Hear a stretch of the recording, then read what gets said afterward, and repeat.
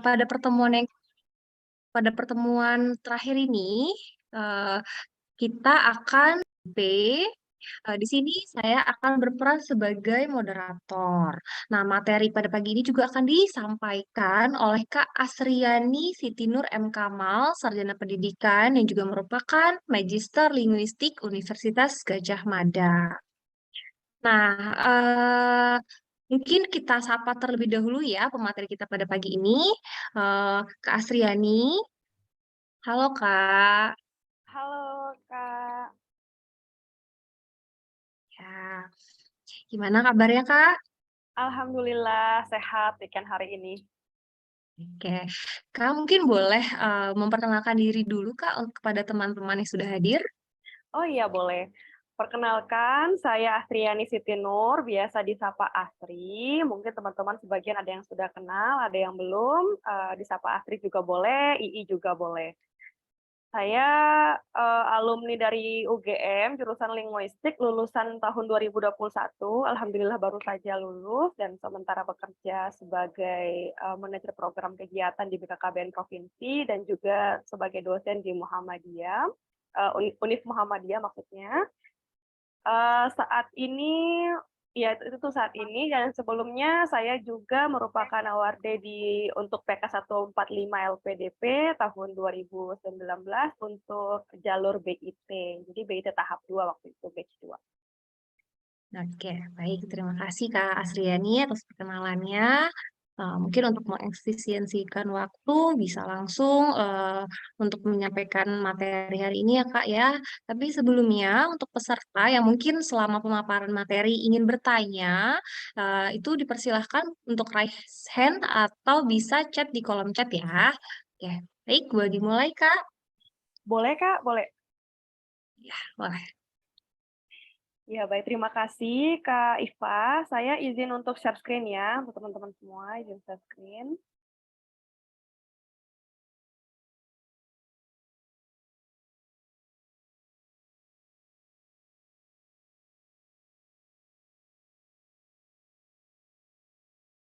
Oke, sebelumnya ini bisa dilihat teman-teman. Bisa kok Kak. Aman. Oke, aman ya. Assalamualaikum warahmatullahi wabarakatuh. Terima kasih Waalaikumsalam. banyak. Terima kasih banyak teman-teman semua yang masih hadir sampai dengan hari ini. Luar biasa sekali sudah melalui beberapa proses coaching materi untuk pelatihan bakat skolastik dari awal sampai hari ini. Ini merupakan sesi terakhir, yaitu kita akan berlatih untuk membahas soal-soal seputar penalaran verbal ya. Jadi hari ini kita akan punya tiga materi utama atau tiga materi dengan bagian besar, yaitu yang pertama ada sinonim, kemudian ada antonim, dan yang ketiga ada analogi kata. Ketiganya ini memang masih saling berkaitan ya, karena sama-sama memang membahas tentang kebahasaan, namun memang punya unsur tersendiri untuk dianalisis. Nah, oleh karena itu yang pertama kita akan langsung ke sinonim dulu untuk mempersingkat waktu ya.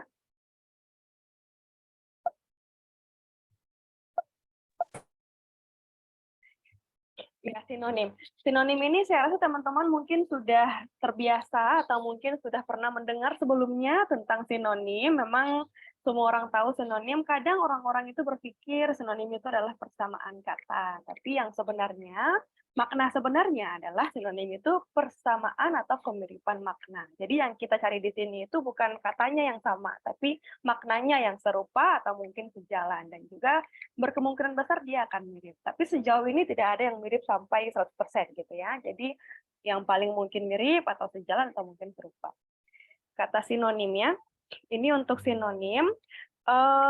Sejauh ini untuk sinonim sendiri itu memang ada banyak item yang perlu kita bahas atau perlu mungkin kita simpan sebagai strategi untuk kita membahas soal-soal sinonim.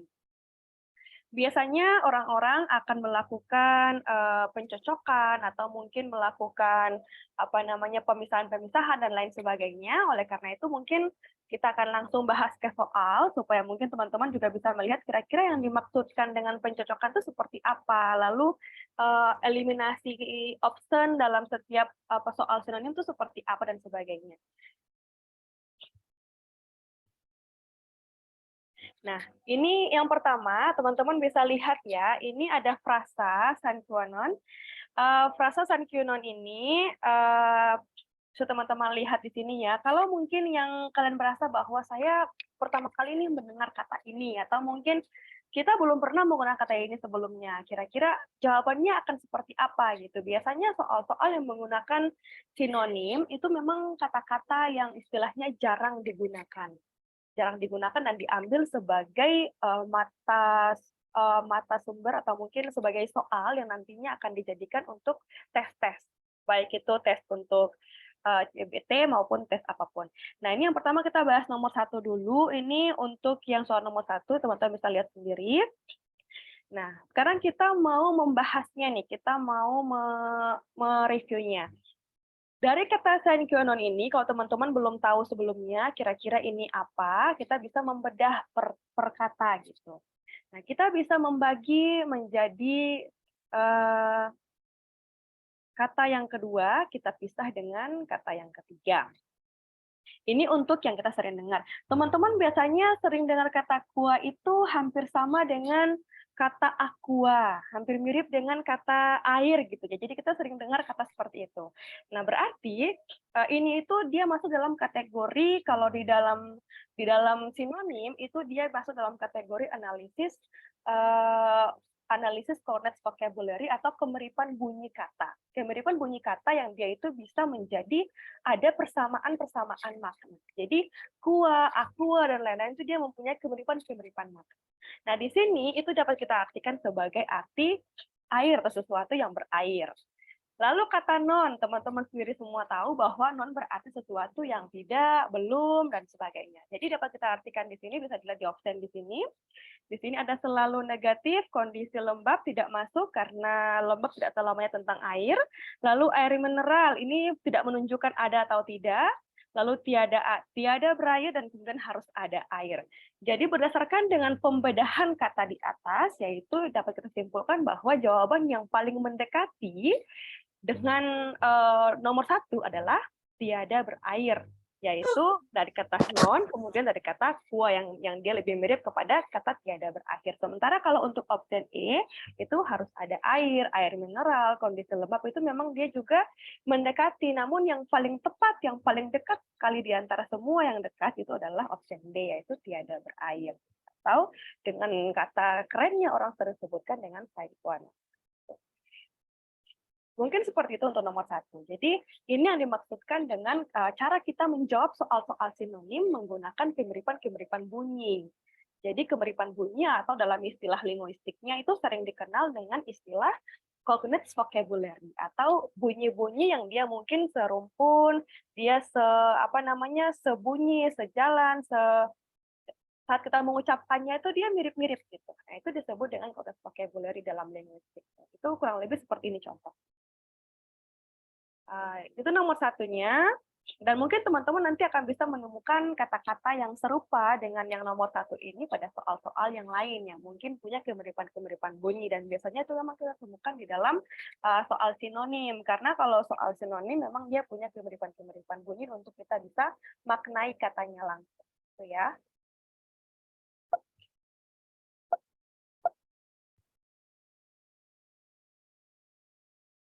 Oke, itu untuk yang nomor 1.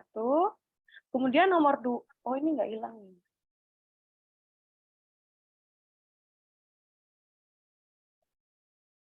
Ini dia nggak bisa hilang.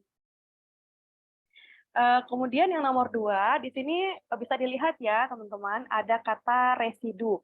Nah, selain kemiripan bunyi, itu juga bisa menggunakan cara-cara yang lain, bukan cuma kemiripan bunyi saja. Misalnya untuk kategori soal nomor 2, kata residu. Kita bisa melihat optionnya dulu. Yang pertama ada reduksi, yang kedua ada remisi, yang ketiga ada sisa, yang keempat ada resin, yang keempat ada hasil.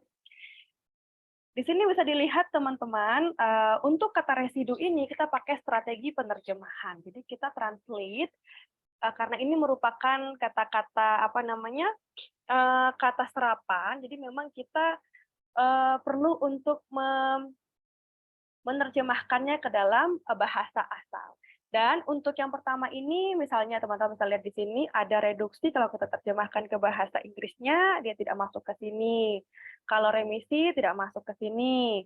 Resin juga nggak masuk. Hasil nggak masuk, tapi sisa itu kalau diterjemahkan dia akan masuk ke remisi. Jadi sehingga ketika kita penerjemahannya ke bahasa asal, itu dia bisa, bahasa asal serapan ya, itu dia bisa kita menemukan maknanya di sini. Jadi selain daripada contoh yang pertama tadi tentang kemiripan bunyi, kita juga bisa menemukan cara-cara lain seperti dapat kita terjemahkan ke bahasa serapan atau bahasa asal. Seperti itu, teman-teman. Itu untuk yang contoh kedua. Jadi selain cara yang pertama ada cara kemiripan, yang kedua juga ada cara bagaimana kita bisa menemukan terjemahan-terjemahan. Jadi kita bisa menerjemahkan per option supaya kita bisa menemukan kira-kira yang mana yang dia paling mendekati untuk option yang untuk pilihan makna residu ini. Itu untuk yang soal nomor 2. Jadi nah, sekarang kontradiksi soal nomor 3. Kalau soal nomor 3 itu dia sudah masuk dengan cara yang lain lagi. Soal nomor 3 kontradiksi. Di sini teman-teman bisa lihat opsinya ada perkelahian, ada pertentangan, ada perawatan, ada perdebatan, dan juga ada peresmian. Di sini bisa kita memilah dulu. Jadi cara yang pertama kita bisa menggunakan pemilahan atau eliminate. Kita eliminasi dulu kata-kata yang dirasa mungkin sama sekali tidak masuk gitu ya. Jadi dari perkelahian, pertentangan, perdebatan, perawatan, peresmian itu yang mungkin mendekati ke kontradiksi atau ketika dia menjadi sebab akibat kontradiksi itu adalah perkelahian mungkin bisa masuk, pertentangan bisa masuk, tapi kalau perawatan kayaknya nggak masuk kontradiksi. Jadi kita hilangkan dulu yang bagian ini perawatan, lalu perdebatan masih boleh masuk lah karena dia masih masuk kategori sebab akibatnya kontradiksi.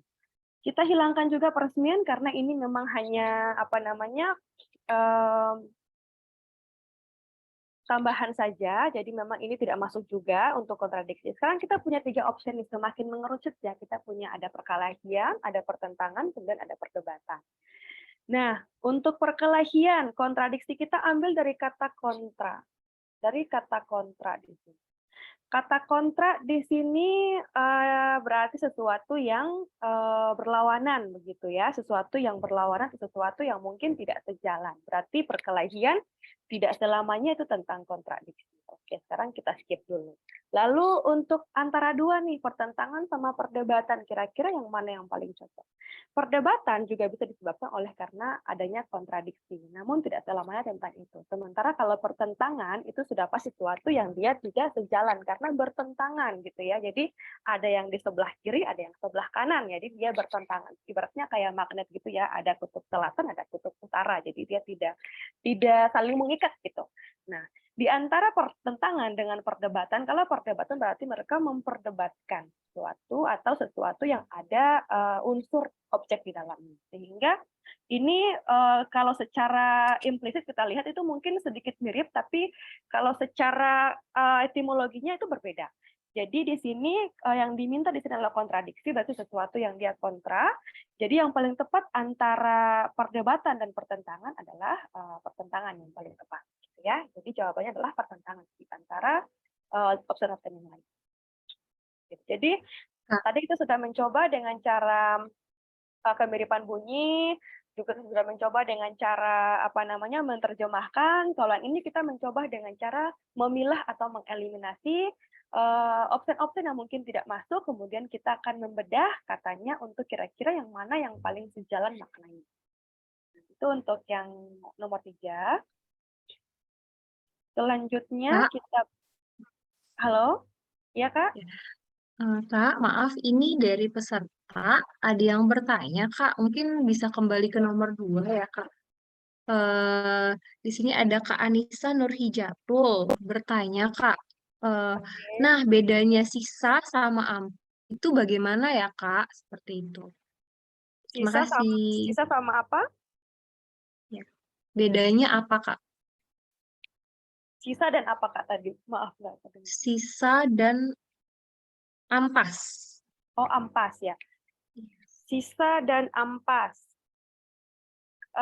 Untuk yang soal nomor 2 ya? Iya, ya Iya, betul. terima kasih untuk Kakak Anissa yang sudah bertanya terkait dengan sisa dan ampas untuk apa namanya pertanyaan nomor 2 di residu sini. Jadi untuk yang di residu di option sini selain tidak ada kata ampas untuk pertanyaannya, juga memang kata sisa dengan ampas ini itu dia punya kemiripan makna ya, bisa dibilang juga sebagai bagian dari sinonim untuk sisa dan juga ampas. Namun kalau misalnya ampas, kalau ampas itu ibaratnya kayak sesuatu yang ada proses apa namanya penyaringan, kemudian dia ada penyisahan di situ. Tapi kalau sisa bisa kita bilang bahwa kita mengambil sebagian dan sebagian yang lain. Dan juga dia bisa berarti seperti yang penyaringan yang awal. Jadi dia bisa merangkap makna-makna. Namun karena di sini tidak ada kata itu, sehingga yang paling tepat adalah kata ini, kata apa namanya sisa. Karena memang tidak mungkin ada dua jawaban dalam satu soal gitu ya. Tapi kalaupun semisal ada dua jawaban, nanti kita pilih yang paling tepat. Jadi misalnya yang paling tepat, ada yang mungkin ketepatannya misalnya cuma sampai poin 7, ada lagi yang lebih tepat sekali. Jadi kita pilih yang paling tepat. Karena yang bikin soal biasanya itu dia menyediakan option-option yang mungkin semuanya itu sama-sama benar, tapi kita harus pilih yang paling tepat. Kira-kira mana yang paling dekat sekali dengan soal, gitu. Baru kita akan pilih. Dan sejauh ini opsi yang paling tepat adalah opsi sisa, karena sisa untuk kategori terjemahan residu dalam bahasa Inggrisnya juga dapat kita artikan sebagai sisa. Jadi kita menggunakan teknik penerjemahan untuk soal nomor 2. Itu ya, Kak.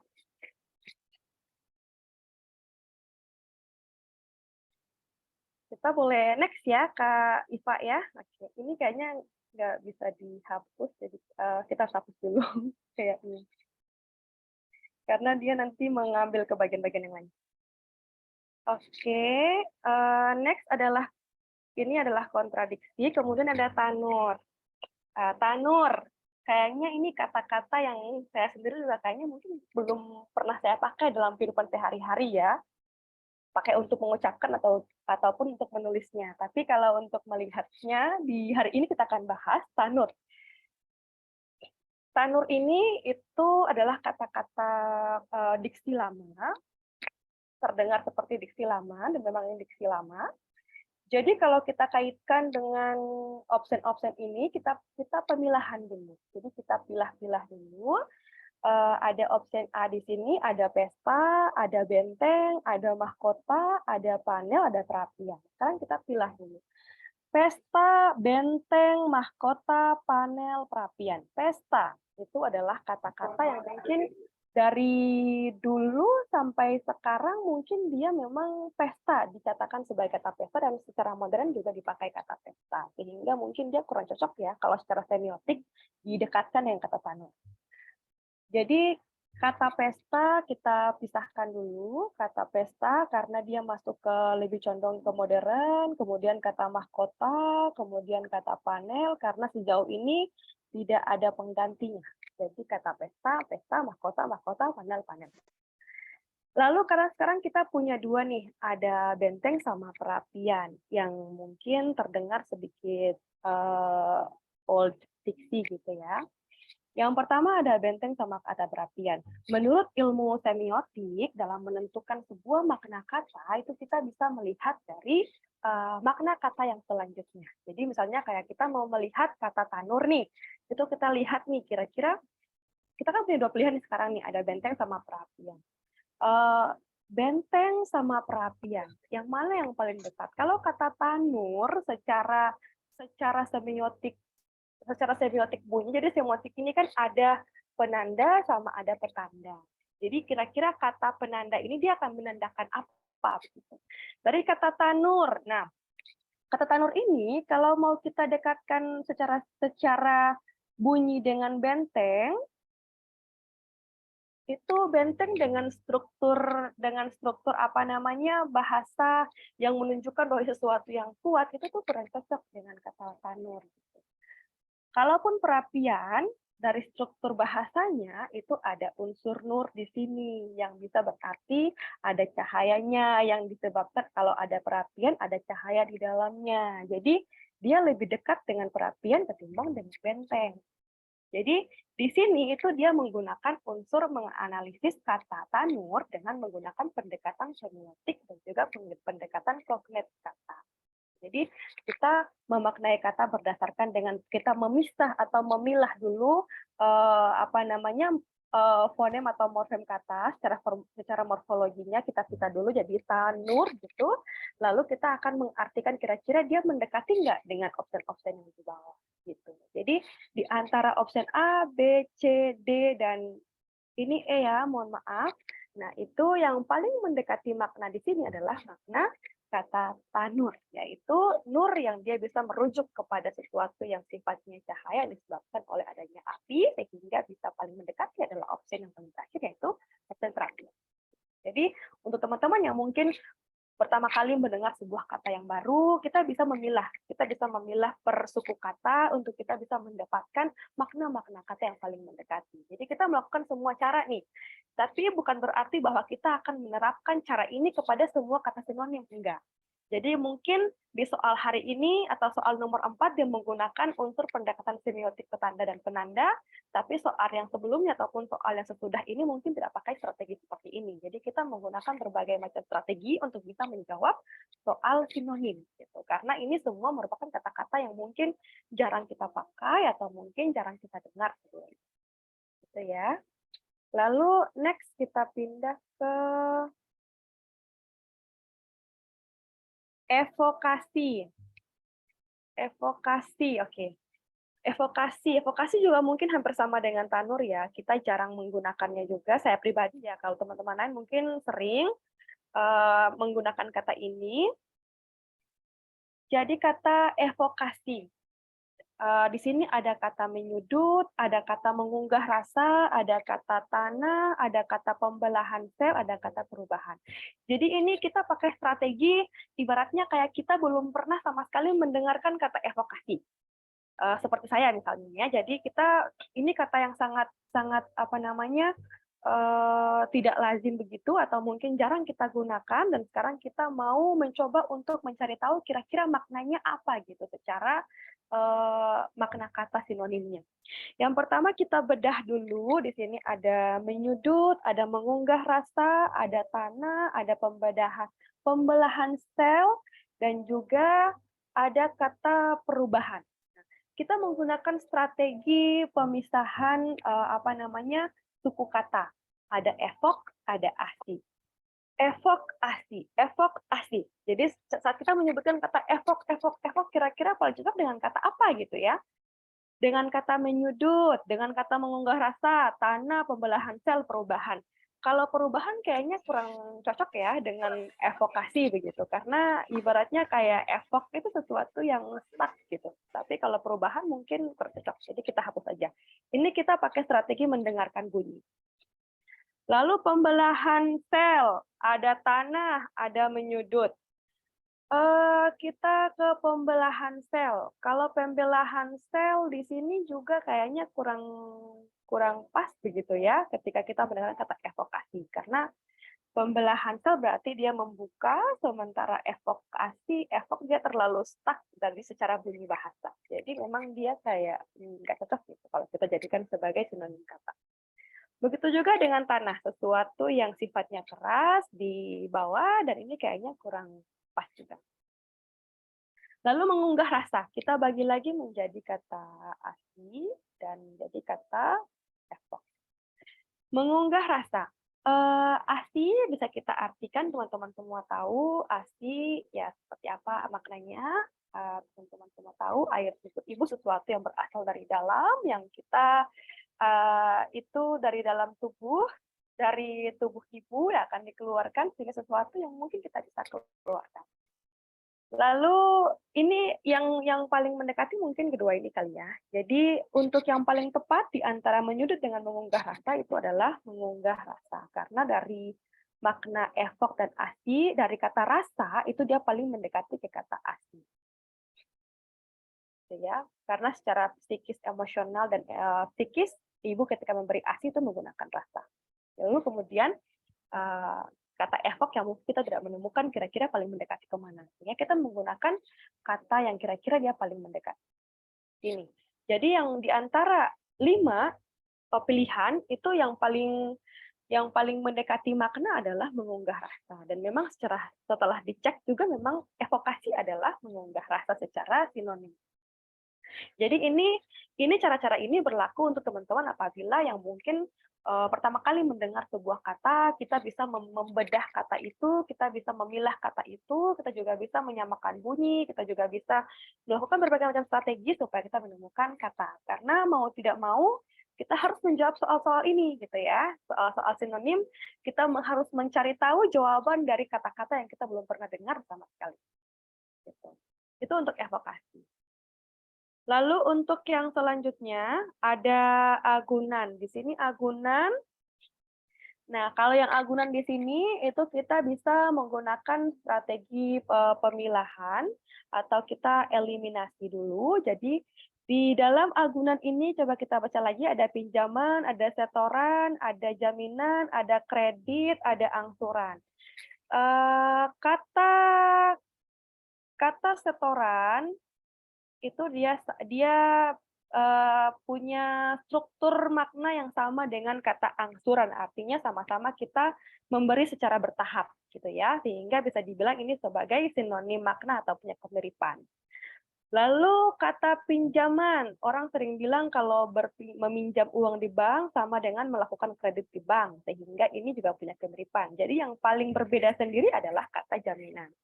Jadi teman-teman kalau misalnya kita nggak tahu makna, selain cara-cara yang tadi, kita juga bisa menggunakan cara yaitu mencari tahu opsi yang paling berbeda maknanya. Jadi kalau yang opsi A dia mirip dengan opsi D secara makna, lalu opsi B dia mirip secara makna dengan opsi E, berarti yang paling berbeda sendiri adalah opsi C, sehingga yang paling benar adalah C, yaitu agunan bisa diartikan sebagai sebuah jaminan. Ini sebagai strategi aja ya, kalau teman-teman mungkin tidak tahu atau belum pernah mendengar kata agunan, saya pribadi juga mungkin jarang menggunakan kata ini, jadi kita mungkin bisa menggunakan strategi ini. Kita melihat kata yang paling berbeda sendiri. Lalu ini untuk kata bagak. Kata bagak. Nah, kalau yang pertama tadi, kalau yang sebelumnya tadi kita sudah menggunakan kata yang paling berbeda sendiri, untuk yang opsi nomor 7, kata bagak. Kita baca dulu opsinya, ada kata bergaya, kemudian ada kata nama burung, nama penakut, seperti pemberani. Seperti kita skip dulu karena dia bukan bagian dari benda, kata kerja maupun nomina, dia merupakan kata penghubung, sehingga memang kita skip aja dulu karena dia istilahnya tidak punya hubungan apa-apa dengan semua ini. Sekarang kita punya pilihan ada bergaya, nama burung, penakut, dan juga pemberani. Bagak hampir sama dengan gagak, tapi tidak semua burung itu gagak, sehingga yang ini mungkin kita skip lagi, ya. Karena yang namanya burung itu gagak ya, bukan bagak, tapi memang punya sama-sama kemiripan. Lalu ada bergaya, penakut, sama pemberani. Dari unsur etimologi kata, dari Cognates vocabulary-nya, itu dia punya kemiripan bunyi. Ada bagak, gagak, tegap, tegak, gitu ya. Jadi sehingga ini tuh berarti sesuatu yang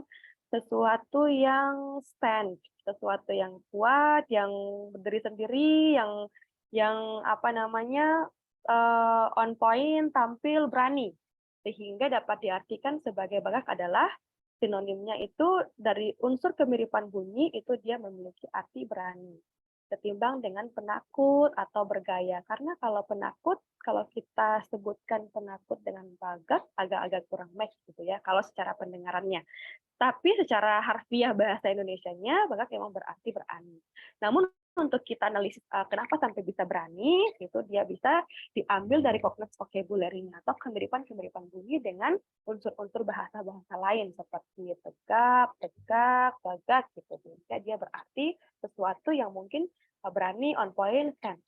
Jadi ini diartikan sebagai berani. Ini untuk yang bagas ya. Jadi memang ada banyak soal yang dia itu serupa dengan soal bagas. Dia itu melibatkan unsur-unsur bunyi dan juga unsur-unsur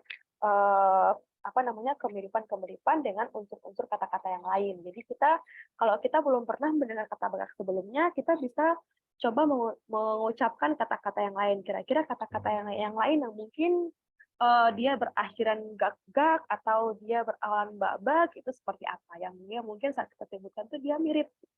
Jadi nanti kita bisa menemukan makna sebenarnya setelah kita menemukan kata-kata yang lain. Itu disebut dengan cognates vocabulary di dalam ilmu linguistik. Jadi ini tidak ada kaitannya dengan pembagian atau pembedahan ya, tapi ini hanya memang kemiripan bunyi semata. Itu secara semiotik penanda seperti itu. Jadi kalau teman-teman yang mungkin baru pertama kali dengar kata ini, itu kita bisa mencari kata-kata yang mungkin mirip dengan kata bangga. Oke, ini mungkin tentang yang sinonimnya. Sekarang mungkin kita boleh pindah ke ini ya Kak Iva ya, ke antonimnya. Boleh, Kak. Oke, jadi itu untuk yang sinonim seperti itu. Nanti teman-teman juga bisa dengan cara-cara yang lain. Nanti di akhir saya akan mungkin memberikan beberapa tips juga untuk teman-teman yang mungkin mau belajar sinonim antonim. Yang kedua adalah antonim. Antonim ini adalah kebalikan dari sinonim. Kalau sinonim tadi itu kita mencari sesuatu atau persamaan makna dari sebuah kata. Kalau antonim adalah kita melihat atau mencari perbedaan. Jadi perbedaan atau makna yang mungkin berlawanan atau makna yang bertentangan dengan kata yang disebutkan. Jadi dia kebalikan dari sinonim. Yang pertama, kita bisa lihat di sini asli. Kata asli, teman-teman jangan sampai terkecoh. Biasanya kita tuh masih menyimpan di pikiran kita bahwa ini tuh masih sinonim, sehingga kita akan menjawab option-option yang sinonim. Padahal kita sudah pindah sesi ya, hari ini sudah antonim. Jadi antonim karena dia merupakan makna yang bertentangan, sehingga kita perlu mencari makna yang dia berbeda, gitu ya. Yang pertama adalah kita menggunakan strategi mencari sinonim absen, kemudian kita akan mencari kata yang berbeda. Bisa dilihat di sini kalau teman-teman yang mungkin bingung dengan kira-kira asli itu yang mana, kata orisinil dengan kata murni itu dia kemiripan makna karena sama-sama artinya sama-sama mendekati kata asli. Kemudian kata sederhana dengan kata kuno itu memiliki persamaan atau dia memiliki hubungan makna, yaitu sama-sama berarti sesuatu yang old, yang lama, yang simple, gitu ya.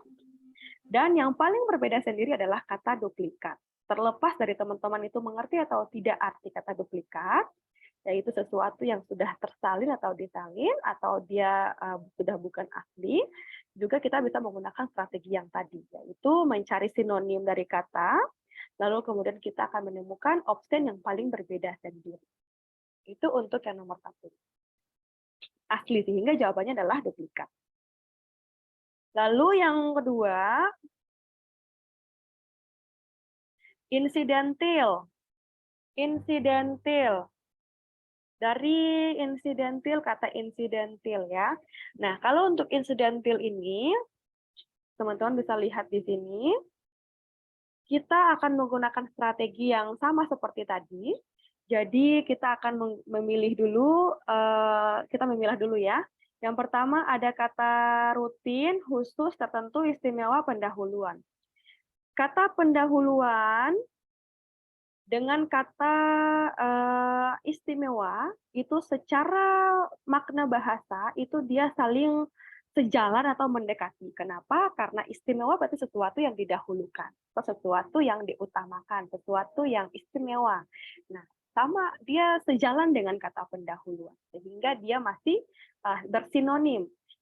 Sebagaimana yang sudah saya jelaskan di awal bahwa kedua option yang bersinonim berarti dia bukan jawaban.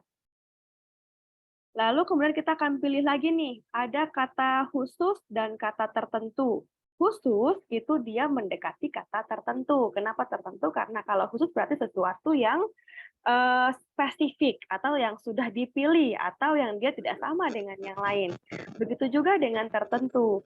Kata tertentu ini sesuatu yang dia tidak general karena dia sudah dipilih secara spesifik gitu. Sehingga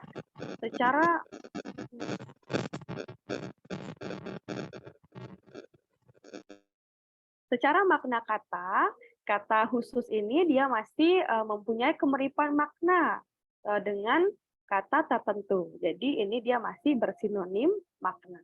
Dia masih bersinonim makna. Sehingga yang paling berbeda sendiri adalah kata rutin, yaitu yang dia tidak punya sinonim dalam option, gitu ya. Jadi kalau untuk soal antonim dia lebih sedikit mudah dijawab ketimbang dengan soal sinonim karena kita hanya perlu mencari kata-kata yang mungkin dia option yang dia itu punya sinonim, lalu kita akan menjawab yang paling berbeda sendiri.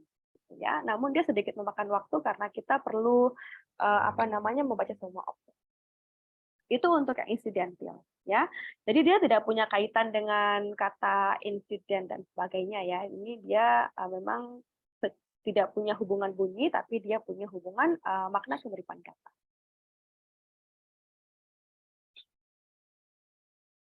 Lalu ada prominent. Nah, prominent nih kata yang mungkin baru untuk teman-teman juga, begitu juga dengan saya. Saya mungkin hampir tidak pernah menggunakan kata ini atau kata prominent.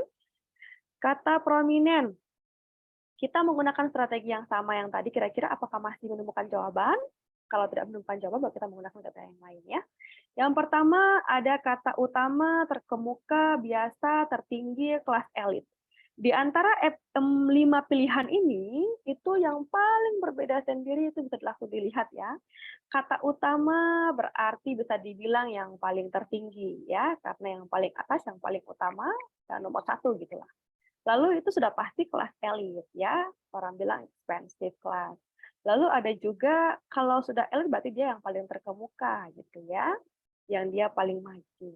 Lalu yang paling berbeda sendiri adalah kata biasa, karena dia tidak mendekati semua unsur ini. Jadi dia paling berbeda sendiri di antara pilihan A, B, dan juga D, E.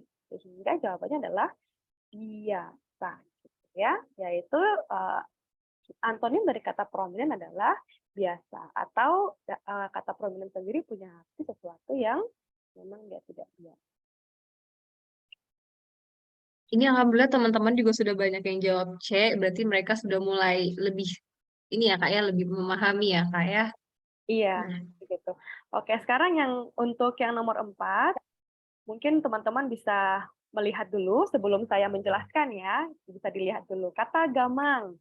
Di sini ada takut, ada berani, ada sedih, gugup, gentar. Nah, kira-kira ini teman-teman kalau dari secara unsur kalau kita memilah yang option-option yang sinonim, kira-kira yang mana nih jawabannya yang paling mendekati kata gamang? Mungkin yang sudah menjawab di kolom chat kayaknya ya.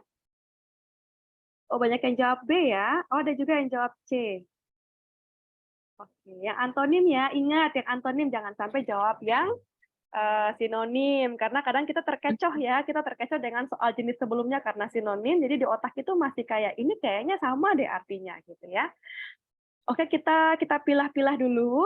Kata gamang, kita mungkin jarang menggunakan kata ini dalam kehidupan sehari-hari ya, tapi kalau kata-kata di bawah ini mungkin sering kita pakai, tapi salah satu di antara ini itu dia punya antonim dan beberapa yang lain itu dia adalah sinonimnya. Nah, kita pilih dulu untuk kata gamang.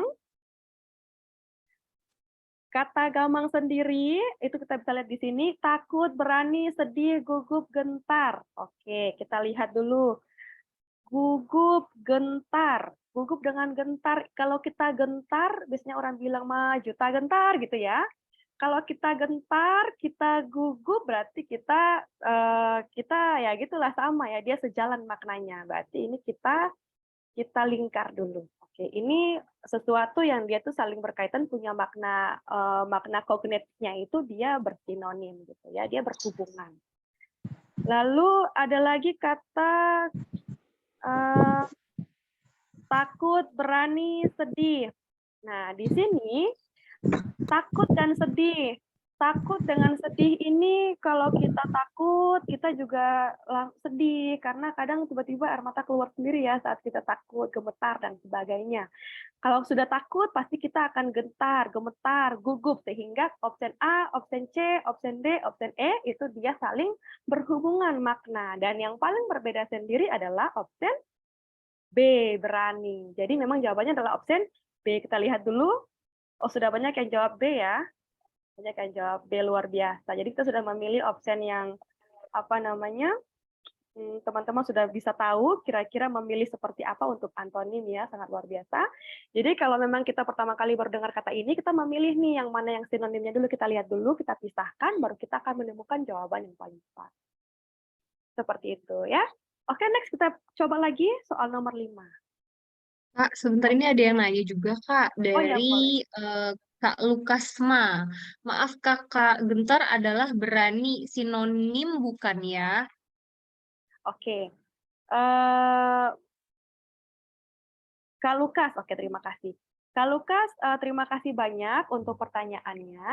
Ya, jadi berani dan gentar secara makna dia mirip ya, punya kemiripan makna. Jadi berani, gentar juga dapat kita artikan sebagai sesuatu yang berani, walaupun berani juga gentar. Namun yang paling mendekati, yang istilahnya dari level bahasanya itu di bawah gentar, di atas gentar itu ada berani dulu. Jadi yang paling tepat itu berani. Kalau gentar itu sesuatu yang masih istilahnya ada hal yang membuat kita itu harus tetap gentar gitu.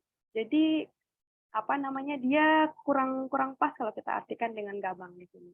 Karena kalau gamang itu dia tidak ada istilahnya apa namanya objek yang dia sampai ke kata harus gentar. Jadi dari level bahasanya sendiri ya Kak Lukas ya, kalau misalnya gentar itu sesuatu yang sebenarnya kita harus stand up banget gitu. Kita harus kuat, bukan cuma berani, tapi harus berani, harus kuat, harus apa namanya terdepan. Jadi dia punya makna yang lebih luas. Sementara kalau kata berani yang diminta oleh kata gamang di sini itu sesuatu yang memang dia hanya hal yang mungkin dia tidak ditakuti. Jadi memang ini yang paling mendekati. Nah, kenapa tadi saya melingkar dari sini ke sini? Karena ini dia secara makna itu dia memiliki kemiripan. Tapi kalau misalnya semisal nanti mungkin optionnya itu tidak ada kata berani, kita bisa memilih gentar. Cuman karena di sini ada option berani, sehingga yang paling tepat pertama itu berani, namun yang setelahnya baru ada katanya. Gitu ya. Jadi kita biasanya orang kalau bikin option kan mendekati ya Kak ya. Jadi nanti kita akan memilih yang paling tepat. Namun untuk kata gentar di sini, dia memiliki arti bukan cuma berani secara berani karena hal yang tidak ditakuti, tapi juga berani dalam artian harus stand up, harus on point, harus terdepan, jadi sesuatu yang ada lawannya, ada musuhnya gitu. Tapi kalau berani yang ini itu berani yang dalam kategori agar kita tidak gugup, tidak takut gitu. Jadi dia adalah hal yang sulit.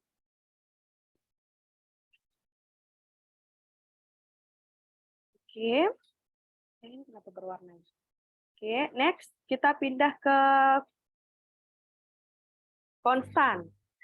Konstan, ada 5 ya, jadi ada bertentangan, berubah-ubah, stabil, berbeda-beda, lalu terputus. Di sini konstan, ya mungkin teman-teman banyak yang sudah menggunakan kata-kata ini ya, kata konstan itu biasanya paling sering digunakan sama mahasiswa. Konstan, sesuatu yang konstan. Konstan, apa namanya? Konstan, bertentangan, berubah-ubah, stabil, berbeda-beda, terputus. Nah, kita pisahkan dulu, kira-kira mana yang dia sama, lalu mana yang dia kebalikan atau mungkin bertentangan dengan kata konstan. Ya. Jadi kata konstan, kalau bertentangan, berubah-ubah, stabil, berbeda-beda, terputus. Sekarang kita akan memilah bertentangan, berubah-ubah, kemudian stabil, berbeda-beda, kemudian terputus. Nah, untuk soal konstan itu kita tidak menggunakan strategi yang paling berbeda sendiri karena dia punya strategi lain. Jadi di sini kita akan pilah-pilah dulu. Yang pertama di sini ada bertentangan. Nah, bertentangan kalau dengan konstan, karena konstan ini secara makna kata itu arti sesuatu yang dia tetap, dalam arti bahasa Indonesia ya artinya tetap. Jadi kalau misalnya kita artikan sebagai bertentangan, dia kurang match ya. Maksudnya kurang match dalam kategori kita mau sinonimkan juga dia nggak masuk gitu. Jadi ini dia nggak masuk. Lalu konstan, dia karena sesuatu yang tetap sehingga dia stabil, dia bersinonim dengan kata stabil. Jadi kita skip dulu karena ini soal antonim bukan soal sinonim, sehingga jawaban-jawaban yang sinonim kita X-kan dulu. Lalu ini ada pilihan yang meruncing, ada berubah-ubah, ada berbeda-beda, ada terputus. Nah, kalau terputus di sini tidak bisa kita pakai, kenapa? Karena dia berbeda dengan makna kata konstan yang artinya tetap. Konstan ini berarti tetap, sehingga kalau terputus ini dia tidak masuk baik itu sinonim maupun dalam perbedaan atau penyamaan makna. Sehingga dia berbeda sendiri. Kita pisahkan dulu. Sekarang kita punya dua nih yang hampir mirip. Ada berubah-ubah, ada berbeda-beda. Ini hampir sama dengan tadi yang gentar sama berani. Dia mirip ya, secara makna bahasa dia hampir sama gitu. Berubah-ubah berarti berbeda-beda, tidak sama gitu ya. Cuman yang dibutuhkan sama kata konstan adalah sesuatu yang tetap. Konstan berarti sesuatu yang tetap. Sementara kalau kata berbeda-beda itu sesuatu yang sama lalu tidak sama begitu. Sementara kalau berubah-ubah itu sesuatu yang tetap kemudian dia berpindah-pindah, dia tidak sama gitu. Sehingga dari unsur makna mungkin sama. Berubah-ubah dia secara makna hubungan itu dia sama dengan berbeda-beda. Namun yang dibutuhkan oleh kata konstan itu adalah sesuatu yang tetap. Sehingga kalau kita mau menemukan makna yang paling tepat adalah berubah-ubah. Adalah antonim dari kata konstan atau sesuatu yang dia tidak tetap atau dia berpindah-pindah, dia berubah-ubah. Sementara kalau berbeda-beda itu dia lebih ke antonim sesuatu yang mungkin sama. Jadi kalau di sini berarti dia lebih ke sesuatu yang sama. Jadi kalau misalnya tidak ada jawaban nomor option B, kita mungkin bisa memilih option D. Tapi kalau ada jawaban option B, ini yang paling tinggi level untuk pemaknaan lebih dekat dengan kata konstan ketimbang yang kata berbeda-beda.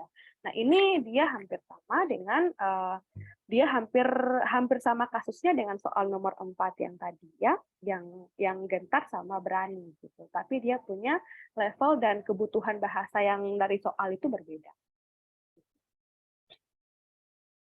Oke, next kita pindah ke soal nomor 6. Jadi kita perhatikan juga soal ya, bukan cuma kita fokus ke jawaban saja kira-kira ini sinonim sama ini berarti ini sama. Enggak, tapi kita melihat kira-kira yang soal butuhkan itu soal jawaban yang mana gitu. Ya. Jadi kita menggunakan semua strategi untuk menjawab soal-soal ini. Oke, ada juga kata takzim. Kata takzim di sini teman-teman bisa lihat takzim ya, takzim, takzim, takzim. Oke, kalau diingat-ingat kayaknya saya belum pernah pakai nih kata takzim ini. Tapi mungkin teman-teman di sini ada yang mungkin sudah sering pakai. Ada pilihannya, ada pilihan lazim, ada pilihan yakin, kemudian ada pilihan patuh, hormat, acuh. Secara makna kata untuk kita eliminasi option, kita memilah-milah dulu kalimat-kalimat.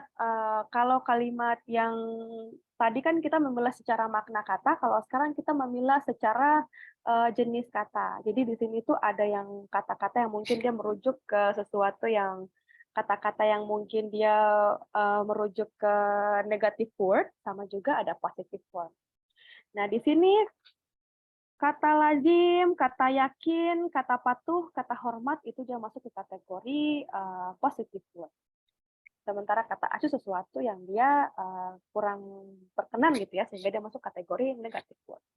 Nah, kata patuh, hormat, saling berkaitan, yakin, lazim. Nah, di antara 5 option ini, Yang ini yang berhubungan nih, yang dia masuk kategori satu jenis yang sama yaitu positive word. Sementara yang ini dia beda sendiri, dia negatif word sendiri. Sehingga jawabannya adalah takdim adalah acuh.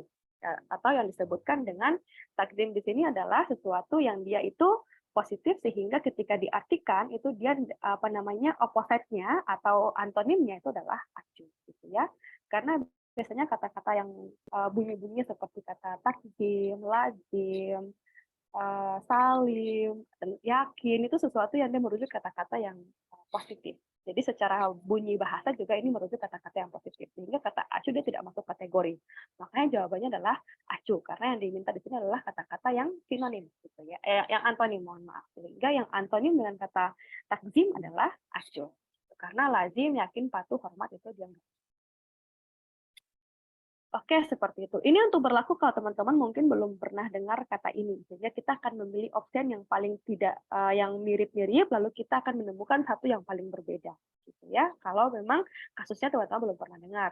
Tapi kalau dari secara bunyi kata atau kognitinya, itu kita bisa lihat bunyi-bunyi yang dia mirip. Misalnya tadi saya bilang ada takdim, lazim, apa yakin, atau sesuatu yang kayaknya ini merujuk ke kata-kata yang positif ya. Soalnya kalau takdim kita merujuk ke kata-kata mungkin minus itu dia kurang pas gitu ya. Gitu. Jadi secara bunyi kata atau orang bilang secara semiotik penanda itu dia tidak pas gitu. Ibaratnya gini teman-teman. Ketika kita ini saya contohkan analogi saja ya. Misalnya kayak ini jari kelingking, yang ini jari jempol gitu. Kalau misalnya kita tukar nih, yang jempol ini ke kelingking, kelingking ke jempol, agak kurang pas ya secara analogi kata ya. Kok ini kecil tapi kok jempol gitu. Maksudnya secara logika tuh kayak kurang pas gitu. Secara semiotik penanda untuk menandakan petanda si jempol ini tuh kurang pas. Jadi itu sama dengan takzim ini.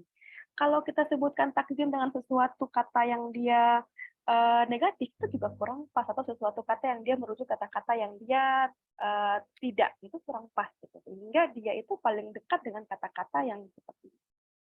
Nah, oleh karena itu kita memilih yang paling antonimnya itu adalah yang acuh. Jadi kita juga bisa menggunakan kata-kata hubungan makna yang dekat.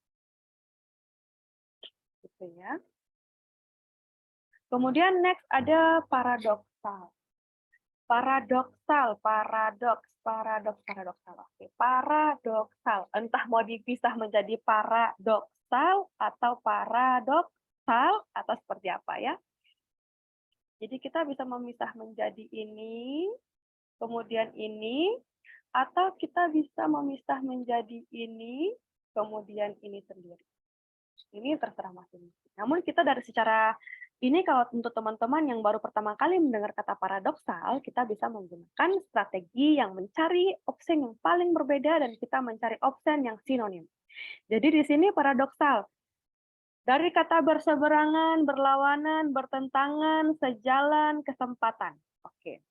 Di antara berseberangan, berlawanan, bertentangan, itu yang dia sinonim adalah A sampai C ya. Ini secara makna kata teman-teman semua tahu sesuatu yang berseberangan, itu berlawanan, itu bertentangan. Dan petunjuk untuk menjawab soal antonim adalah kita akan melihat soal-soal yang dia kalau opsinya itu sinonim berarti dia bukan jawaban. Sehingga ini adalah bukan jawaban. Pilihannya cuma ada dua, D sama E.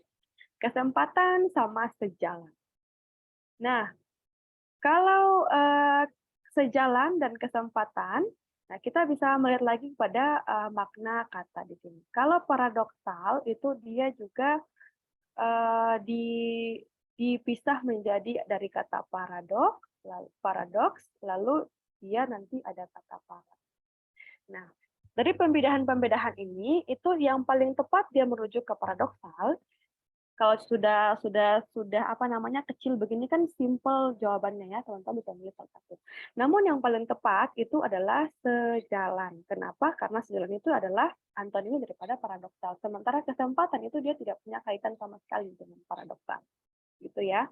Jadi bagaimana cara kita tahu? Kita bisa mendengar bahwa oh ini tuh paradoksal, sesuatu yang dia berkaitan dengan meyakini, mempercayai, sehingga ini berkaitan dengan sesuatu yang apa gitu. Jadi ada yang bertentangan, ada yang berlawanan, sehingga antonimnya adalah sesuatu yang sejalan gitu. Atau orang sering bilang, ih ini paradoks sekali gitu. Nah, itu sesuatu yang berseberangan sekali gitu. Jadi antonimnya adalah sesuatu yang sejalan. Oke, itu untuk antonimnya. Mungkin Kak Iva, kita ke ini ya. Nah, ini sebelum kita pindah ke next yang ketiga, ini beberapa clue ya, teman-teman. Selain jadi mungkin tips-tips umum yang orang-orang bagikan, kalau misalnya kita mau menjawab soal antonim sinonim, kita itu perlu membaca banyak koran, banyak berita, banyak artikel, karena dia biasanya menggunakan kata-kata yang advance atau kata-kata yang mungkin jarang kita gunakan dalam bahasa sehari-hari, atau orang bilang daily language gitu. Karena ini menggunakan bahasa-bahasa yang mungkin dia sifatnya lebih advance. Nah, tapi bagaimana dengan kita yang mungkin jarang-jarang gitu Kak membaca berita-berita dan sebagainya, kita bisa menggunakan strategi ini, teman-teman. Jadi ada matching, bagaimana cara kita mencocokkan dulu, kira-kira option A sama option B cocok nggak ya? Kalau cocok berarti itu bukan jawaban, karena ada 2 option yang cocok. Lalu ada juga eliminate, yang tadi yang saya contohkan. Kita bisa mengeliminasi option-option yang dia itu tidak punya hubungan sama sekali gitu, yang jauh sekali maknanya. Kita eliminasikan dulu supaya kita memperuncing arti kata. Lalu ada translate, atau kita menerjemahkan ke bahasa asal atau bahasa sumber supaya kita bisa menemukan kira-kira ini miripnya di mana gitu. Lalu ada juga cognitive vocab.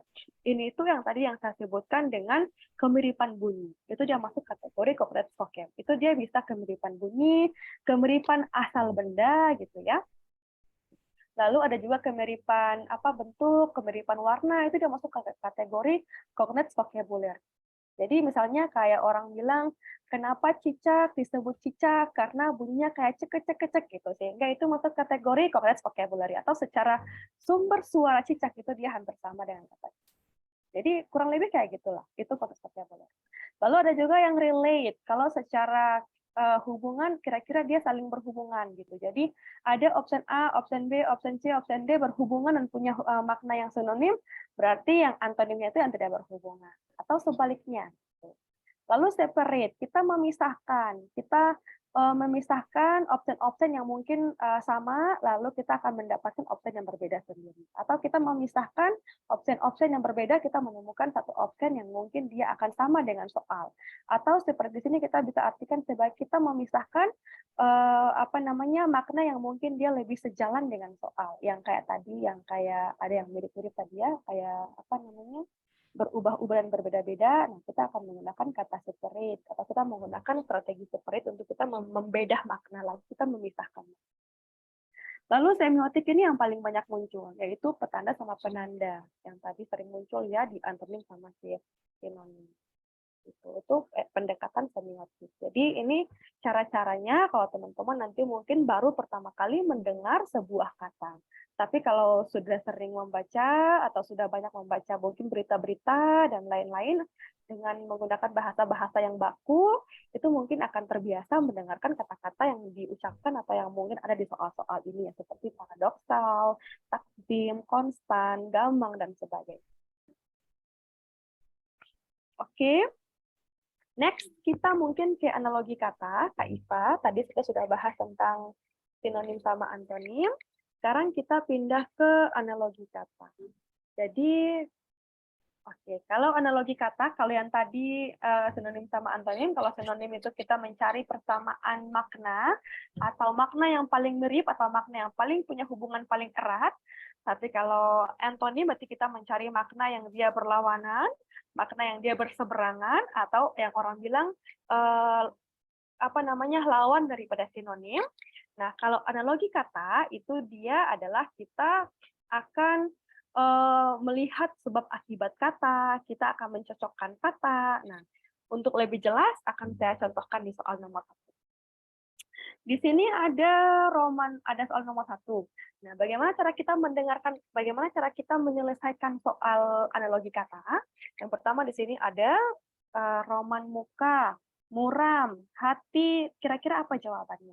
Nah, kalau ini tuh berkaitan dengan kita mencari sebab akibat, entah itu fungsi kata, manfaat, atau mungkin sifat, atau mungkin apa namanya, warna kata dan sebagainya. Nah, contohnya roman muka atau orang bilang mimik muka gitu ya. Muram, roman muka muram. Nah, di sini posisinya yang kedua, berarti roman muka itu dia bisa roman muka dia bisa mempunyai atau dia bisa apa namanya, berubah menjadi muram atau orang bilang muka muram gitu. Jadi ada sambungan-sambungannya atau muka apa gitu. Jadi ini merupakan sifat daripada roman muka. Lalu kita akan mencari atau mungkin apa yang dirasakan daripada roman muka gitu. Lalu kita akan mencari jawaban daripada hati. Lalu bagaimana dengan hati? Kira-kira jawabannya apa? Nah, di sini ada senang, ada sedih, ada bahagia, ada cantik. Ada cantik, ada rona. Nah, di sini kita memilah dulu. Ada senang, bahagia, sedih, cantik, rona. Nah, kalau hati ke rona, ini kurang pas ya, karena harusnya rona dulu nih, baru ke muram sini. Jadi ini dia masuk lagi ke rona muka. Jadi ini dia kurang pas. Kita eliminasi dulu kata-kata yang mungkin paling paling sangat berbeda sekali. Lalu ada cantik, ada sedih, bahagia, senang. Hati cantik, kayaknya mungkin orang biasa pakai dalam bahasa hari-hari, tapi tidak untuk bahasa apa namanya, baku dalam bahasa menulis gitu ya. Jadi dalam dalam penulisan yang formalnya itu nggak bisa kita bilang hati cantik, kecuali kalau roman muka yang cantik atau mungkin wajah cantik gitu boleh. Jadi ini secara sifatnya dia kurang cocok dengan kata hati, sehingga sifat benda mungkin nggak cocok. Kita pisahkan dulu. Oke, kita punya sedih, bahagia, senang. Di sini ada kata sedih, oke, hati sedih, oke, boleh masuk. Lalu ada hati bahagia, oke, boleh masuk sedikit ya, hati senang, bahagia, oke, boleh masuk. Lalu yang mana yang paling benar nih? Nah, kita cocokkan lagi nih dengan roman muka, di sini jawabannya muram. Muram itu berarti sesuatu yang kita merasa hati kurang enak, sehingga memunculkan wajah muram, wajah kayak apa namanya, mau menangis, mau sedih gitu. Sehingga yang paling cocok di sini adalah kata sedih. Kenapa sedih? Karena senang dan bahagia itu tidak menunjukkan sesuatu yang dia sejalan dengan kata murah. Jadi ini tuh yang masih punya kaitan ke sana. Sehingga yang paling berhubungan adalah kata sedih. Jadi meskipun A, B, C ini dia punya sifatnya itu masuk semua ke hati, tapi yang paling tepat adalah sedih. Kenapa? Karena dia paling cocok ketika kita tempatkan ke lawanan daripada roman muka muram, hati sedih. Gitu. Kalau selain itu kita bisa menggunakan strategi yang kedua, yaitu rona dan cantik itu dia sama, atau dia sinonim, atau dia punya hubungan makna. Senang, bahagia itu dia punya hubungan makna, sejenis atau sejalan dia bisa dibilang sinonim. Dan yang paling beda sendiri adalah sedih. Tapi kita bisa menggunakan strategi ini kalau kita betul-betul tidak tahu sama sekali ya. Tapi kalau kita bisa menemukan jawaban yang tadi yang saya bilang ada sifat-sifat benda ini, kita bisa pakai cara yang pertama saja. Oke, next untuk kita pindah ke... Nah, sekarang teman-teman boleh menjawab. Di sini ada 3 ya, tadi cuma 2, sekarang ada 3. Ada lampu, gelap, terang. Nah, kalau lampu, dia bisa gelap, dia bisa terang. Jadi lampu, kalau nggak ada lampu, atau ada lampu, jadi kalau nggak ada lampu gelap, ada lampu terang gitu. Jadi lampu bisa menyebabkan terjadi gelap, bisa menyebabkan terjadi terang. Jadi dia punya hubungan sebab akibat. Gitu. Kira-kira kalau di sini mana yang paling cocok? Coba kalau siang, terang, matahari. Nah, kira-kira jawabannya apa nih? Ada yang sudah jawab di sini, kita cek dulu ya. Oh, banyak yang jawab B ya. Teman-teman, iya ya, teman-teman jawabnya B, B, Kak. Siang, terang, matahari. Kalau siang bisa, kalau nggak ada siang, ada terang. Kayaknya kurang pas ya. Misalnya kalau nggak ada lampu, gelap. Kalau ada lampu, terang. Kalau nggak ada siang, terang. Justru kalau ada siang, terang. Oke, sekarang kita hapus yang ini. Karena dia tidak cocok ya dengan jawaban. Karena ini yang jawaban ini, oke, makanan sama lapar kenyang. Kalau makanan, makanan bisa menyebabkan orang lapar, bisa menyebabkan orang kenyang. Atau kita pakai analogi yang kedua, kalau nggak ada makanan, kalau kita nggak ada makanan lapar, kalau ada makanan kita kenyang. Jadi dia bisa masuk ke ini. Oke, kita ini dulu, kita simpan dulu, cek dulu yang lain. Delman, ada delman atau nggak ada delman, ada kusir, ini nggak ada atau ada juga tetap sama-sama ya. Jadi ini kurang pas gitu. Lalu minuman. Minuman kalau nggak ada haus, oke masuk. Kalau ada dahaga ya, sama aja ya haus sama dahaga ya, sinonim. Oke, ini kita skip. Lalu makan, kenyang, tidur, ini ibaratnya kayak jaringan ya, setelah makan, kenyang, tidur. Jadi ini nggak masuk. Berarti yang paling mendekati di sini adalah option B. Oke, sudah pinter ya. Jadi setelah kalau misalnya lampu bisa menyebabkan gelap terang, atau kalau tidak ada lampu gelap, ada lampu terang, ada makanan lapar, ada makanan kenyang, tidak ada makanan lapar, sehingga dia punya hubungan. Jadi posisinya harus pas nih, ya tidak boleh tertukar gitu. Itu analogi kata. Sama kayak nomor 1 tadi di sini. Kayak nomor 1 di sini kan harus pas nih antara kalau roman muka dan hati, muram harus pas dengan kata sedih. Jadi posisinya harus pas, dia harus di nomor 2, dia nggak boleh ketukar. Gitu. Sama dengan yang soal nomor 2. Jadi dia posisinya harus pas. Sehingga jawabannya adalah next, kita pindah ke soal nomor 3. Humor, komedian. Nah, silahkan dijawab ya, teman-teman yang mau jawab. Humor, komedian. Di sini ada klimaks drama, memori amnesia, pernikahan, perceraian, heroisme epos, sintaksis kata. Kita cek ya. Oke, ada yang sudah menjawab option D, ada yang menjawab B. Humor, komedian. Komedian menciptakan humor. Humor juga bisa ada karena komedian. Jadi dia punya hubungan timbal balik ya. Yang ini bisa ke sini, yang ini bisa ke sini gitu ya. Jadi kalau ada komedian, komedian bisa menciptakan humor. Humor bisa ada karena komedian atau sebaliknya. Jadi dia bisa bertukar-tukar. Atau di sini adalah pelakunya, di sini adalah aktivitasnya. Jadi di sini adalah kegiatannya, di sini aksinya, di sini adalah subjeknya atau pelakunya. Oke, klimaks sama drama. Drama. Dalam drama bisa menyebabkan klimaks. Oke, boleh masuk, tapi kalau klimaks ke drama kayaknya tidak semua ya. Jadi dia kayak kurang pas. Kita skip dulu. Lalu ada memori amnesia.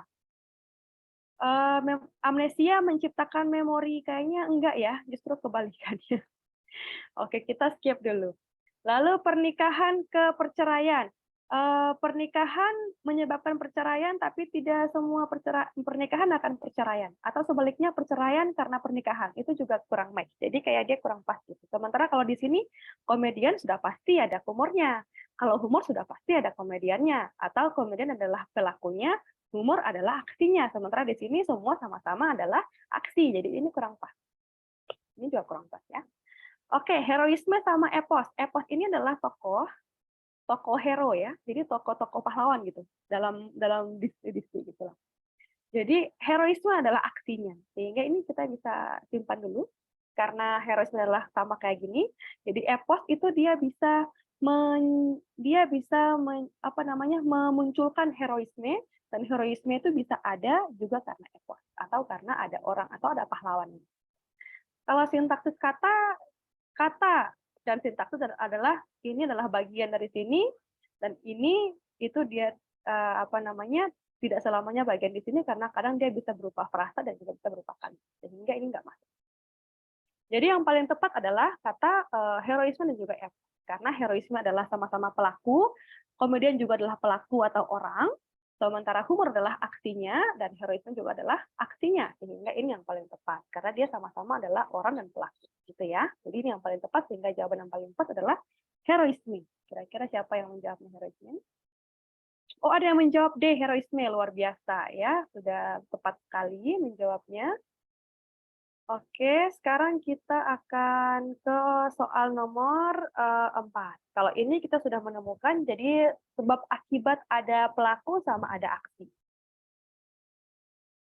Sekarang geologi dan ilmu. Geologi adalah bagian dari ilmu, gitu ya. Jadi dia punya hubungan. Dia punya hubungan di sini. Geologi adalah bagian daripada ilmu. Namun, tidak semua ilmu itu adalah geologi. Jadi, ilmu adalah bentuk umumnya, sementara geologi adalah bentuk spesifiknya. Oke, mari kita cari ke bawahnya. Kira-kira dia ada nggak yang seperti itu? Kimia dan senyawa. Senyawa orang bilang bagian dari zat kimia. Senyawa bagian dari zat kimia. Tapi posisi yang di atas itu geologi adalah bagian dari ilmu. Jadi dari kiri ke kanan. Kalau ini kanan ke kiri, berarti dia nggak masuk. Oke. Teori praktik. Teori praktik. Ya, ini sudah tidak masuk ya, karena teori praktik ini dua hal yang berbeda. Gitu. Kita skip. Karena teori lain, praktik lain. Jadi dia bukan bagian dari yang lain. Biologi laboratorium. Biologi berkaitan dengan laboratorium. Tapi yang diminta di sini adalah geologi bagian dari ilmu. Jadi ilmu adalah hal yang umum. Sementara di sini biologi dan laboratorium. Laboratorium berkaitan dengan biologi. Sorry, ini dia kurang.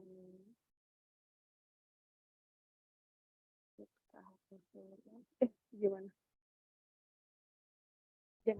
Oke, apa namanya?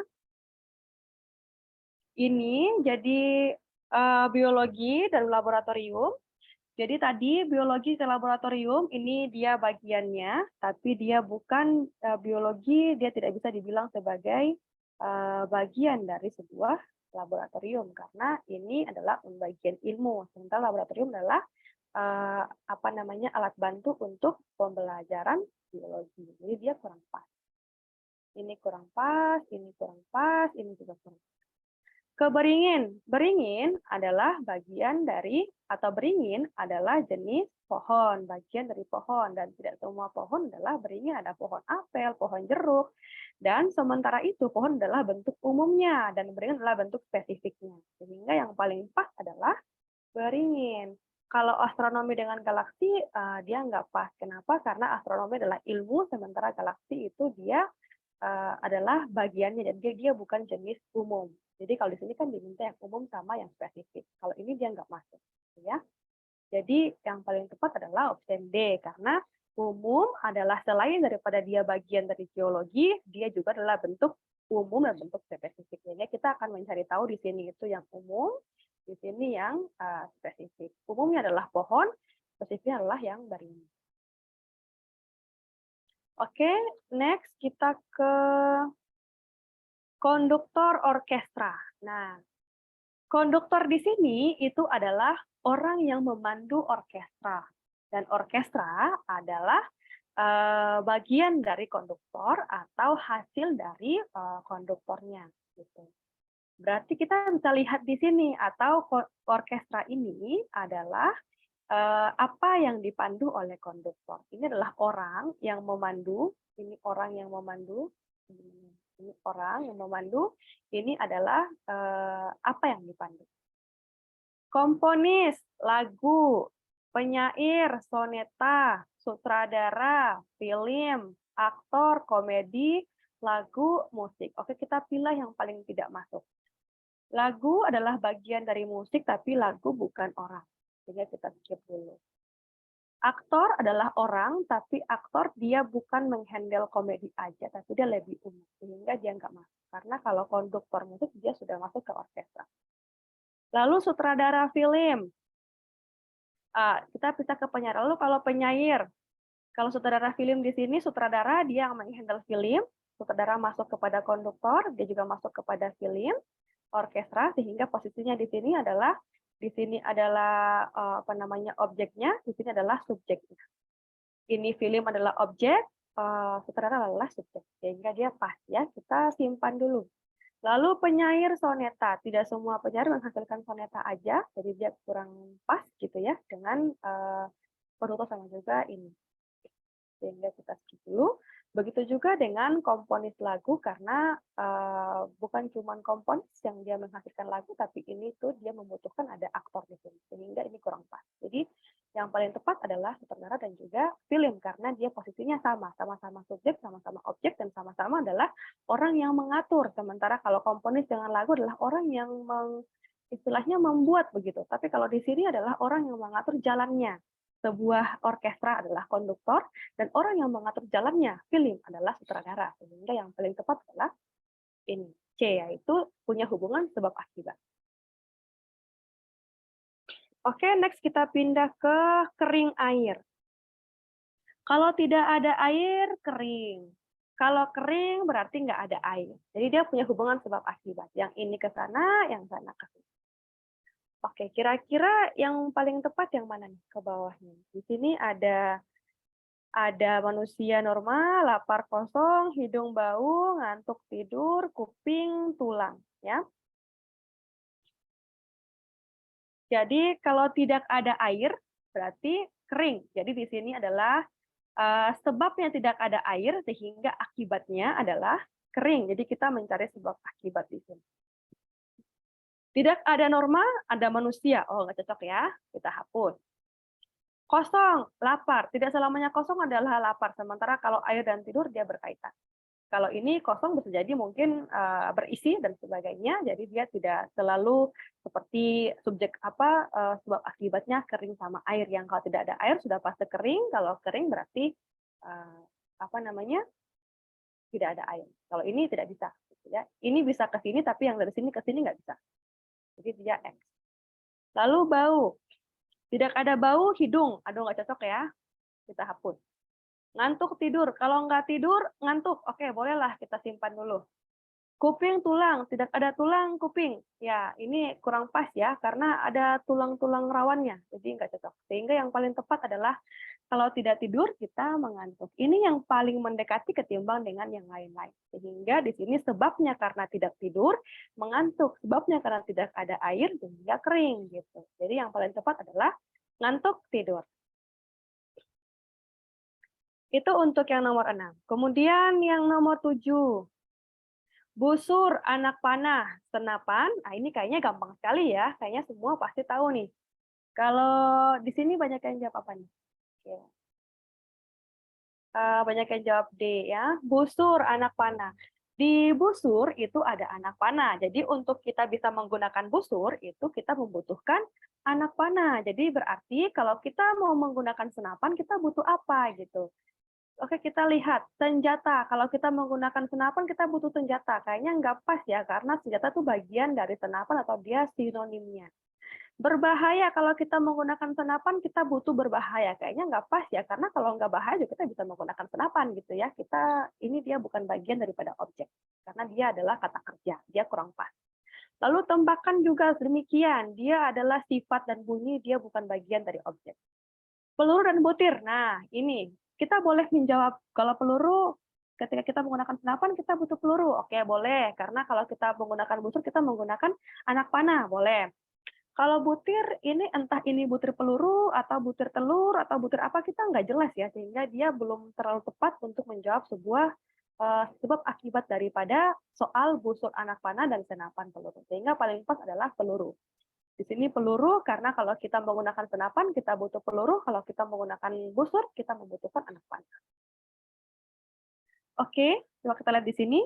Ya, banyak yang menjawab dengan D, sudah mulai cerdas-cerdas ya. Ini kayaknya kalau nanti simulasi bisa betul semua nih, karena tadi kayaknya banyak yang benar. Oke, dari saya mungkin sekian, Kak Iva. Nanti akan ada soal-soal simulasi dari teman-teman panitia. Ini mungkin untuk gambaran saja. Kalau teman-teman nanti mungkin menemukan soal-soal seperti ini, atau mungkin soal-soal yang serupa, serumpun, kita bisa menggunakan strategi-strategi seperti tadi. Yaitu yang paling terakhir, analogi kata, bisa dilihat dari sebab akibat. Itu kita bisa melihat daripada sifat benda, fungsi benda, manfaat benda, atau mungkin sebab akibat sebuah benda dan juga kata kerja, dan pastikan bahwa dia itu masih serumpun kata, jadi tidak boleh berbeda-beda ya. Contohnya kayak tadi di sini, kalau konduktor sama-sama aktor dengan sutradara, orkestra sama-sama objek atau hasil yang dipandu oleh konduktor, sehingga dia berkaitan dengan film. Gitu. Jadi pastikan dia itu sejalan dan dia punya hubungan atau dengan Oke, mungkin sekian Kak Iva dari saya. Terima kasih untuk teman-teman semua. Semoga nanti berlatihnya sukses dan bisa lolos untuk simulasi. Saya Astri. Assalamualaikum warahmatullahi wabarakatuh. Terima kasih Kak Iva, saya kembalikan. Waalaikumsalam warahmatullahi wabarakatuh. Terima kasih kepada Kak Asriani yang atas pemaparan materinya yang sangat-sangat memberikan banyak insight, terutama tentang strategi-strategi dalam menjawab soal-soal antonim, sinonim maupun analogi. Yang memang menurut saya pun ini tuh soal-soal yang sulit karena memang kita harus menguasai banyak kalimat, artinya gitu ya Kak. Tapi dengan adanya strategi-strategi ini, insya Allah akan memudahkan kita dalam menjawab soal-soal nanti. Nah, untuk teman-teman, mungkin ada lagi yang ingin bertanya, boleh bertanya, nanti bisa open mic, biar bisa bertanya langsung pada Kak Asriani nih. Nah, apabila tidak ada yang ingin ditanyakan, mungkin dari Kak Asriani ada tips-tips lagi mungkin, atau gimana tambahan? Boleh Kak? Ya, ini belum ada pertanyaan ya, kalau itu saya langsung saja. Terima kasih Kak Iva dan teman-teman semua, komentarnya juga sangat luar biasa sekali. Saya cuma mau bilang ke teman-teman semua, memang untuk soal kategori penularan verbal ini soal yang termasuk sedikit susah ya. Susahnya karena memang kita menemukan soal-soal dengan kata-kata yang kita belum pernah dengar sama sekali atau mungkin kita jarang menggunakannya. Contohnya pada antonim dan juga sinonim. Tapi teman-teman bisa menggunakan strategi-strategi yang tadi untuk kita bisa istilahnya kayak mempermudah untuk kita menemukan jawaban. Tapi untuk kunci yang lainnya, teman-teman bisa belajar membaca mungkin kata-kata atau latihan-latihan soal sinonim di mungkin Google atau soal-soal lain di buku-buku lainnya sehingga bisa melatih untuk memperbiasakan mengingat kata-kata itu. Tapi kalau untuk tips lainnya sih Kak, paling kita melihat tadi yang kalau misalnya dari beberapa soal yang sudah saya cek itu yang paling banyak mungkin kalau untuk antonim sama sinonim ya, itu yang paling banyak mungkin yang pertama itu kita melihat option atau option A, B, C, D, E-nya itu kita mencari yang paling berbeda, itu akan menjadi jawaban karena biasanya mereka tidak menyediakan jawaban yang sama. Jadi kalau misalnya option A sama option B sama, kemungkinan adalah berarti itu bukan jawaban. Jadi untuk memperuncing jawaban kalian. Lalu ada juga kita melihat kesamaan bunyi, kayak tadi kalau teman-teman belum pernah dengar sama sekali, kayak sin kuanon, bisa dilihat pemiripan bunyinya, misalnya kuanon dan sebagainya. Jadi memang kita juga perlu menganalisis kata-katanya. Tapi ini hal yang simpel menurut saya ya, ini sedikit membantu, teman-teman bisa berlatih menggunakan strategi ini di rumah, sebelum nanti malam itu akan ada simulasi begitu ya, Kak Iva. Jadi mungkin seperti itu Kak Iva, nanti untuk materi hari ini akan dibagikan juga, supaya bisa melatih teman-teman yang mau berlatih untuk nanti mau tes bakat skolastik, terutama untuk yang bagian verbal. Terima kasih Kak Iva, untuk teman-teman semua. Oke, baik, terima kasih Kak atas tips and tricksnya. Nah, teman-teman, sebelum kita penutupan, mungkin untuk teman-teman yang masih ada di Zoom ini, boleh untuk menyalakan kameranya dan kita bisa berfoto bersama. Apakah boleh di kameranya dinyalakan? Kakak panitia minta tolong difotokan. Oke, siap. Nanti, ya, kasih aba-aba ya. Kalau udah open cam, oke. 1, 2, 3. Untuk ini ada 2 layar ya, jadi layar keduanya mungkin teman-teman yang masih mau on cam bisa ditunggu sebelum saya capture atau nggak ada. Oke, 1, 2, 3. Sip, terima kasih Kak. Ya, terima kasih, Kak. Oke, baik. Untuk mengakhiri pertemuan hari ini, saya ingin mengucapkan banyak terima kasih kepada Kak Asriani sebagai pemateri. Terima kasih juga bagi peserta yang telah menyimak hingga akhir. Nah, bagi teman-teman yang mungkin berhalangan hadir dan tidak bisa dan agak terlambat untuk menonton tayangan ini, bisa nanti menonton siaran ulangnya di YouTube Mata Garuda Maluku Utara. Nah, karena hari ini kan jadwal pertemuan hari ini tuh harusnya hari Jumat, kemudian dari schedule jadi hari ini dan berpengaruh pada simulasi TBS-nya. Nah, insya Allah panitia akan melakukan simulasi TBS itu minggu depan. Untuk tanggal pastinya teman-teman stay tune aja di media sosial Mata Garuda Maluku Utara, itu di Instagram atau mungkin di WhatsApp-nya nanti akan diumumkan untuk tanggal pastinya. Ya. Baik, dari saya juga mohon maaf apabila ada salah kata, apapun sikap, saya juga mewakili panitia, saya ucapkan terima kasih. Ya, mari kita tutup semuanya ya. Terima kasih Sampai Kak jumpa. Iva.